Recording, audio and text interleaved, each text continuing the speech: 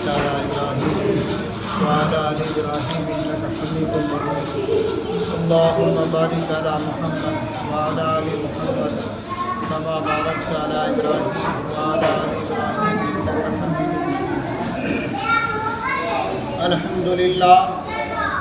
الحمد لله وكفى وسلام على عباده الذين اصطفى أما بعد فأعوذ بالله من الشيطان الرجيم بسم الله الرحمن الرحيم يا أيها الذين آمنوا إذا نودي للصلاة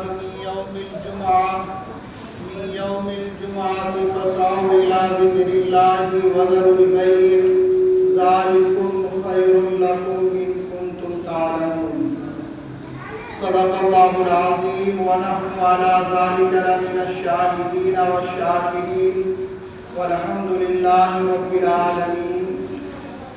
میرے محترم بزرگوں، میں نے جو ابھی آپ حضرات کے سامنے قرآن کریم کی ایک آیت مبارکہ تلاوت کی، یہ سورہ جمعہ کی ایک آیت ہے۔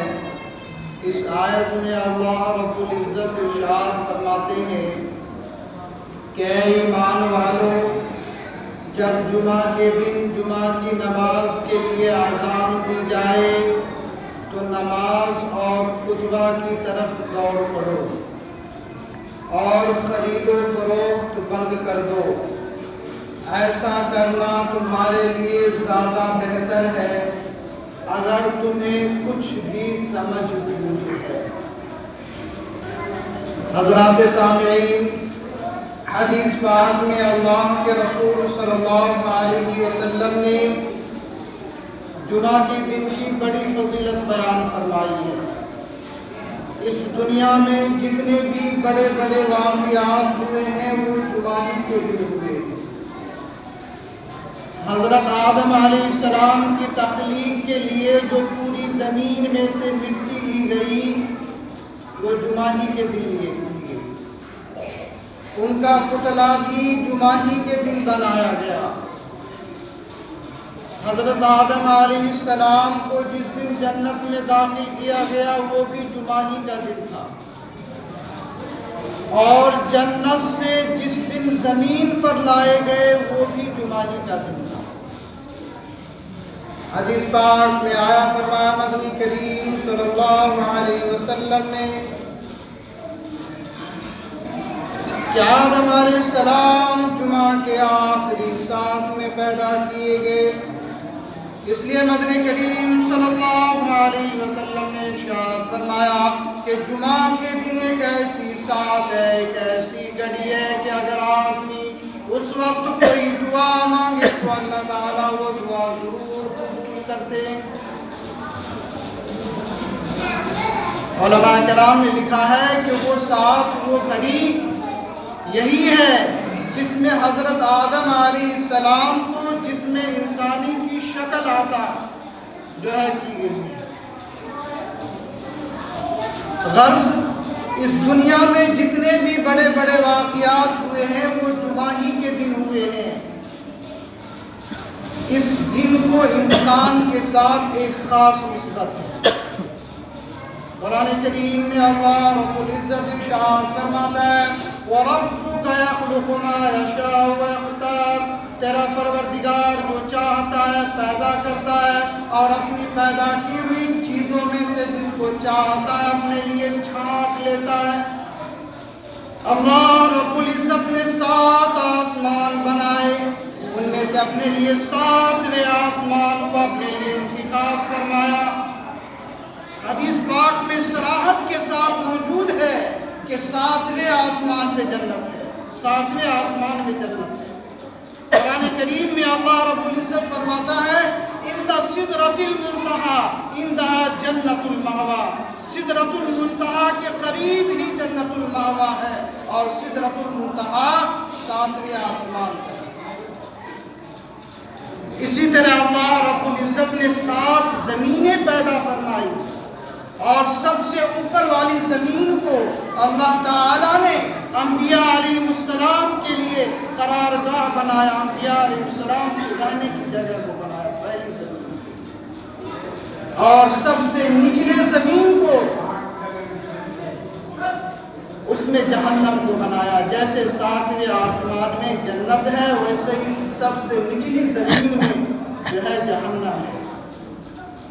اللہ رب العزت نے جنتیں 7 پیدا کی اور اپنے لیے جنت الفردوس کو انتخاب فرمایا جو سب سے افضل اور اعلیٰ ترین جنت ہے. وہی انبیاء علیہ السلام کا قرارگاہ ہے. اللہ رب العزت نے ہزاروں پہاڑ بنائے لیکن ان تمام پہاڑوں میں اپنی تجلی کے لیے طور سینا کو منتخب فرمایا جس پہ موسیٰ علیہ السلام بے ہوش ہو گئے، جس کا ذکر قرآن کریم میں اللہ رب العزت یوں فرماتا ہے وَلَمَّا جَاءَ مُوسَىٰ لِمِيقَاتِنَا وَكَلَّمَهُ رَبُّهُ قَالَ رَبِّي أَرِنِي أَنظُرْ إِلَيْكَ قَالَ لَن تَرَانِي وَلَكِنِ انظُرْ إِلَى الْجَبَلِ فَإِنِ اسْتَقَرَّ مَكَانَهُ فَسَوْفَ تَرَانِي فَلَمَّا تَجَلَّىٰ. قرآن کریم میں اللہ رب العزت فرماتا ہے کہ حضرت موسیٰ علیہ السلام ہمارے وعدے کے مطابق پہنچے تو اللہ رب العزت نے موسیٰ علیہ السلام سے لطف و عنایات کی باتیں کی. تو موسیٰ علیہ السلام نے دیدار الہی کے شوق میں کہا قال ربی ارنی، اے میرے پروردگار مجھے اپنا دیدار کرا. اللہ رب العزت نے فرمایا قال لن ترانی کہ اے موسیٰ تم اس دنیاوی آنکھ سے مجھے نہیں دیکھ سکتے. اللہ تعالیٰ نے پھر فرمایا وَلَكِنِ انظُرْ إِلَى الْجَبَلِ فَإِنِ اسْتَقَرَّ مَكَانَهُ فَسَوْفَ تَرَانِي. لیکن ہاں تمہاری دلجوئی کے لیے ہم ایک تجویز کرتے ہیں کہ تم اس پہاڑ کو دیکھتے رہو، یعنی طور سینا کو، کوہ طور کو دیکھتے رہو. ہم اس پہاڑ پر ہم اپنی تجلی کی ایک جھلک ڈالتے ہیں. اگر یہ پہاڑ اپنی مضبوطی اور اپنی سختی اور سلامتی کے باوجود اپنی جگہ پر قرار رہا فسوف ترانی تو پھر تم ہم کو بھی دیکھ سکتے ہو، پھر تم مجھے بھی دیکھ سکتے ہو. فلما تجلی ربہ للجبل جعلہ دکا وخر موسیٰ صعیقا. جب اللہ رب العزت نے اپنی تجلیات کی اس پہاڑ پر ایک جھلک ڈالی تو پہاڑ کے پر خچے ہوئے. وہ پہاڑ اپنی سلاوتی، سختی اور مضبوطی کے باوجود ریزہ ریزہ ہو گیا، جل کر راکھ ہو گیا. حضرت موسیٰ علیہ السلام کے ہوش و حواس گم ہو گئے. تو اس پہاڑ کو اللہ رب العزت نے ان تمام پہاڑوں میں اپنی تجلی کے لیے انتخاب فرمایا. اللہ رب العزت نے دنیا میں لاکھوں شہر بنائے، لاکھوں قصبے بنائے، لیکن اللہ رب العزت نے بلد امین کو پسند فرمایا جس میں حرم محترم واقع ہے، یعنی مکہ المکرمہ. اللہ رب العزت نے زمین کے کروڑوں ٹکڑے بنائے. ان کروڑوں ٹکڑوں میں سب سے زیادہ پسندیدہ ٹکڑا اللہ رب العزت کے نزدیک وہ ہے جس میں شہنشاہ دو عالم تاجدار مدینہ حضرت محمد مصطفیٰ صلی اللہ علیہ وسلم آرام فرمائے. اللہ رب العزت نے راتیں 7 بنائی لیکن ان تمام راتوں میں لیلۃ القدر کو پسند فرمایا. لیلۃ القدر خیر من الف الشہر کہ لیلۃ القدر 1000 مہینوں سے بہتر. اسی طرح اللہ رب العزت نے دن 7 بنائے ہیں. ان تمام 7 دنوں میں یوم الجمعہ یعنی جمعہ کے دن کو پسند فرمایا اور اسی جمعہ کے دن جنت میں اللہ تعالیٰ کا دربار لگے.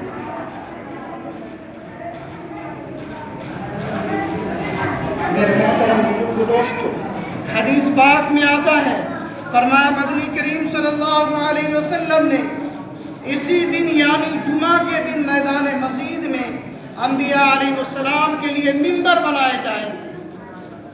گول دائرے کے شکل میں نور کے منبر ہوں گے اور ہر نبی کے منبر کے پیچھے ان کی امت کی کرسیاں ہوں گی۔ دنیا میں جس کو جتنا نبی سے اور دین سے تعلق ہوگا وہ اتنا ہی جو ہے منبر نبوی کے قریب ہوگا۔ اس کرسی کی یہ شان ہوگی کہ ایک کے دیکھنے میں دوسرا اس کے راستے میں کوئی حائل نہیں ہوگا۔ تو اس ترتیب کی ایک ادنا سا مثال دنیا میں بھی دیکھ سکتے ہیں، جیسے کرکٹ کا اسٹیڈیم۔ کرکٹ کے اسٹیڈیم میں دیکھیے جو سب سے پہلی صف ہوتی ہے وہ سب سے نیچے ہوتی ہے، دوسری صف اس سے تھوڑی سی اوپر، تیسری صف اس سے تھوڑی سی اوپر، اسی طرح سلسلہ چلتا چلا جائے گا۔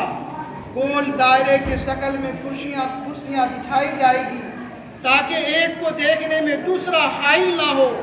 جب ساری کرسیاں بچھا دی جائے گی تو اس وقت اللہ رب العزت کی کرسی درمیان میں رکھ دی جائے گی، جس کو قرآن کریم میں بیان کیا وسیع کرسیہ السماوات والارض۔ اللہ رب العزت کی کرسی ساری زمین اور آسمان پر حاوی اور طاری ہے۔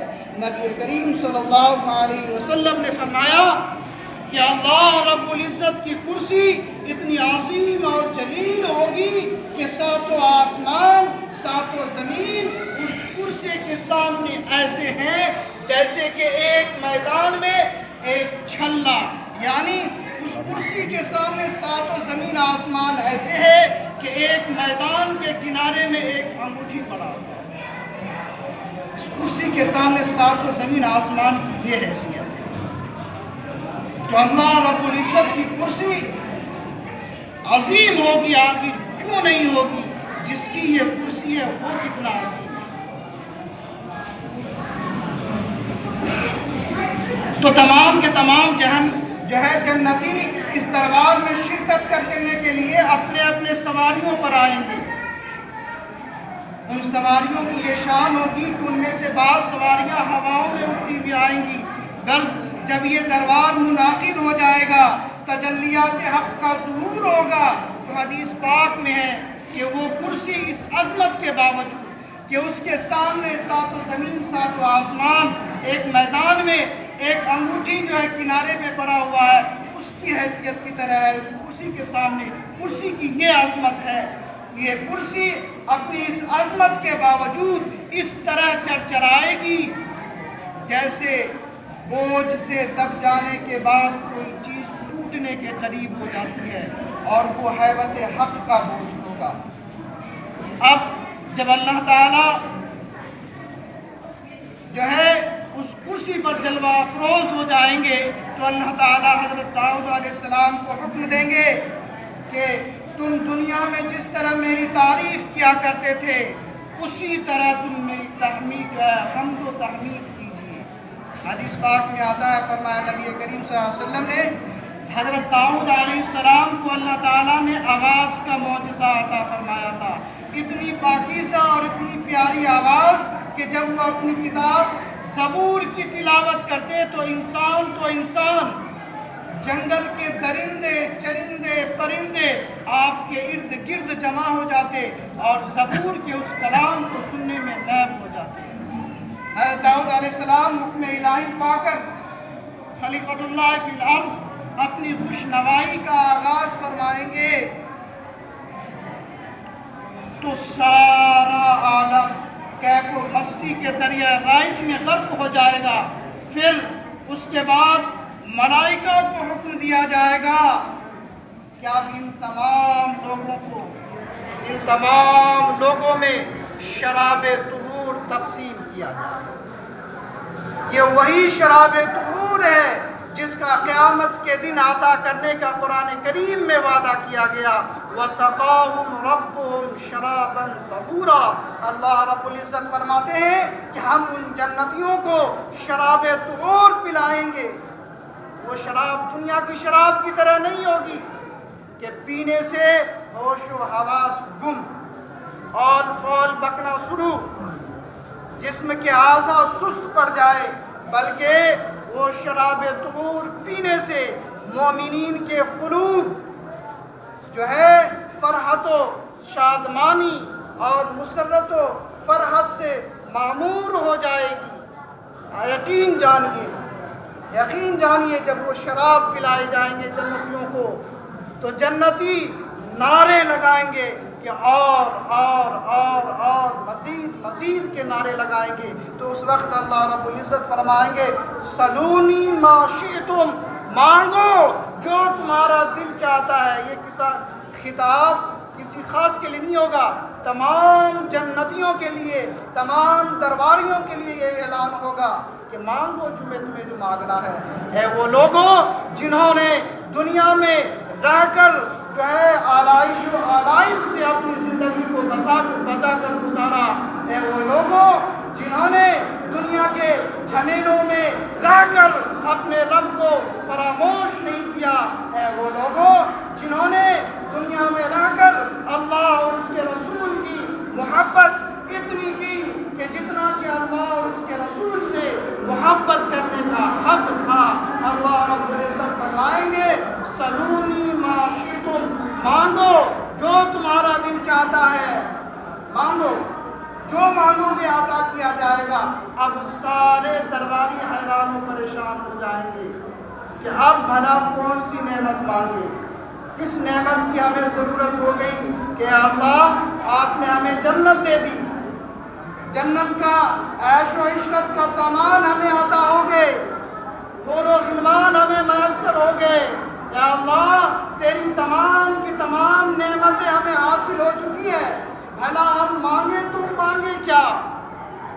بن مانگے آپ نے ہمیں اتنا دے دیا ہے، آپ نے اپنی رضا اور خوشنودی ہمیں عطا فرما دی ہے۔ اللہ رب العزت فرمائیں گے یہ تو تمہیں مل چکی ہے، اگر میں تجھ سے راضی نہ ہوتا تو نہ تجھے جنت میسر ہوتی، نہ جنت کے عیش و عشرت کے سامان، لہٰذا کوئی اور چیز مانگو، کوئی اور چیز مانگو۔ اس وقت سارے لوگ ایک دوسرے کا منہ تکیں گے اب کیا مانگو۔ سارے لوگ اس وقت مل کر علماء کرام کے پاس تشریف لے جائیں گے اور کہیں گے کہ ہمارے علم کے مطابق تو ہمیں ساری چیزیں میسر ہے، حاصل ہے، لیکن پھر بھی حکم خداوندی ہے کہ مانگو، جو مانگو گے وہ دیا جائے گا، وہ عطا کیا جائے گا۔ تو سارے علماء کرام مل کر انہیں مشورہ دیں گے کہ ہم ایک نعمت سے ابھی تک محروم ہیں، ساری زندگی ہم نے جس نعمت کے حصول کے لیے اللہ کی عبادت کی، اللہ کے حکموں پر چلا، اللہ کے رسول کی باتوں کو مانا، ہم نے اسی نعمت کے حصول کے لیے اللہ کی عبادت کی، اور وہ نعمت کیا ہے؟ وہ نعمت دیدار خداوندی ہے، وہ دیدار خداوندی جس کے ادنا سے جھلک سے طور سینا کے جو ہے پرخچا ہو گئے، حضرت موسیٰ علیہ السلام بے ہوش ہو گئے، وہ نور جس کو ہم دیکھنے کے لیے بیتاب ہیں، مشتاق ہیں، ہم اس سے ابھی تک محروم ہیں۔ اب سارے مومنین اللہ کے دربار میں جا کر عرض کریں گے کہ اللہ مجھے اپنا دیدار کرا، یہ درخواست منظور کر لی جائے گی۔ حدیث پاک میں آتا ہے، فرمایا نبی کریم صلی اللہ علیہ وسلم نے، اللہ تعالیٰ فرمائیں گے کہ تمام کے تمام چیزیں اپنی جگہ قائم اور دائم اور بسلامت رہے۔ اس کے بعد حجابات الہیہ اٹھنے شروع ہو جائیں گے، صرف ایک حجاب کبریائی اور عظمت کا باقی رہ جائے گا۔ اس وقت مومنین اور مسلمین اپنے اس پروردگار کا جو ہے دیدار کرے گا جس کی خاطر انہوں نے اپنے پہلوؤں کو بستر سے الگ رکھا، جس کی خاطر انہوں نے منہیات سے بچ کر عوامل پر زندگی گزارا۔ اس حالت کو تصوراتی نظریہ سے بیان کرنا ناممکن ہے، کیونکہ وہ حالات اسی وقت معلوم ہوگا کہ وہ کیسی کیفیت ہے۔ اسی دن، اسی جمعہ کے دن ہر جمعہ کو جنت میں دربار لگایا جائے گا، گویا اللہ رب العزت ہر جمعہ کو اپنا دیدار اپنے بندوں کو کرائیں گے، اور یہ اجتماع کا دن ہوگا، جمعہ کا دن۔ اسی طرح اس دربار کی مثال اس دنیا میں جمعہ کو رکھا گیا ہے، گویا ہفتہ میں ایک دن دربار خداوندی ہے، خطیب اور امام نائب حق ہے۔ جس طرح کرسی پر تجلیات ربانی کا ظہور ہوتا ہے، یہاں خطیب منبر پر بیٹھتا ہے اور اس پر خطابت کی ظہور ہو رہی ہے۔ آج کل ہم لوگ جب جمعہ نماز پڑھنے کے لیے آتے ہیں تو چند باتوں کا خیال نہیں کرتے، وہی چند بات کہہ کر میں اپنی بات ختم کروں گا۔ یہ تمام نہایت ضروری چیزیں ہیں۔ اب عام خطبہ کو جلسے میں جاتے ہیں، وہاں خطبہ سنتے ہیں، اس کے آداب الگ ہیں، لیکن جمعہ کے خطبے کے آداب الگ ہیں۔ نبی اکرم صلی اللہ علیہ وسلم نے فرمایا، اذا خرج الامام فلا صلاۃ ولا کلام، جب امام خطبہ کے لیے اپنی جگہ سے اٹھ کھڑا ہو تو اس کے بعد، کھڑا ہونے کے بعد نہ سلام کرنا جائز ہے، نہ کلام کرنا جائز ہے۔ یہاں تک کہ حدیث میں نبی کریم صلی اللہ علیہ وسلم نے فرمایا کہ اگر کوئی شخص تنکوں سے کنکریوں سے کھیلتا ہے یا چٹائی یا حصیر کے تنکوں سے کھیلتا ہے تو وہ مکروہ عمل کا ارتکاب کرتا ہے۔ اور یہاں تک بھی سن لیجیے، جمعہ کا خطبہ شروع ہونے کے بعد نماز پڑھنا بھی جائز نہیں، قرآن کریم کی تلاوت کرنا بھی جائز نہیں، یہاں تک کہ درود شریف جیسی اطاعت بھی جائز نہیں ہے۔ تو ہم لوگ جو جمعہ میں کرتے ہیں، خطبہ شروع ہے، ادھر ہم بات کر رہے ہیں، دو آدمی مل کے منہ ملا کے بات کر رہے ہیں، یہ کہاں سے جائز ہوگا؟ جب خطبہ کے دوران قرآن کی تلاوت کرنا جائز نہیں ہے، درود جیسی اطاعت ورد کرنا جائز نہیں ہے، نماز جائز نہیں ہے، تو بات کرنا کہاں جائز؟ بات کے بارے میں تو اللہ کے نبی صلی اللہ علیہ وسلم نے صاف الفاظ میں فرما دیا، فلا صلاۃ ولا کلام، کہ نماز میں خطبہ شروع ہونے کے بعد نہ سلام کرنا جائز ہے، نہ کلام کرنا جائز ہے۔ خطبہ شروع ہونے کے بعد سب سے بڑا کام کیا ہے؟ سب سے بڑا کام یہ ہے کہ اس وقت جو خطیب خطبہ دے رہا ہے اس کو غور سے دیکھا جائے، خطبہ کو غور سے سنا جائے، چاہے خطبہ ہم کو سمجھ میں آئے یا نہ آئے۔ سمجھ آ گیا تو بھلا، نہیں سمجھ آیا تو بھلا، ہر حال میں کان لگا کر ہمیں خطبہ سننا ہے۔ خطبہ شروع ہونے کے بعد سب سے بڑا کام یہی ہے کہ خطیب کو دیکھا جائے۔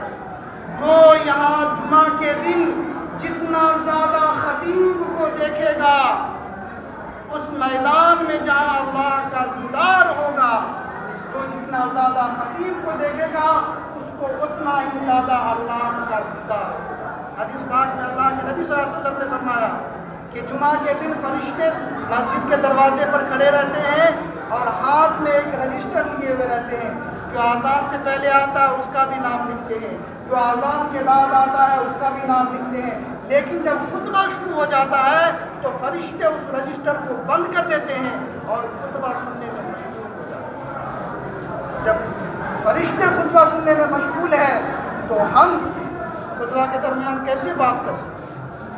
یہ خطبہ کے آداب کے خلاف ہے۔ ہمیں اور آپ کو ان تمام چیزوں سے بچنا چاہیے۔ اللہ تعالی ہمیں عمل کی توفیق عطا فرمائے، اللہ تعالی ہمیں وہ ہمت اور حوصلہ عطا فرمائے کہ ہم اپنے آپ کو اللہ کے دیدار کے قابل بنائے۔ وآخر دعوانا الحمدللہ رب العالمین۔ جو حضرات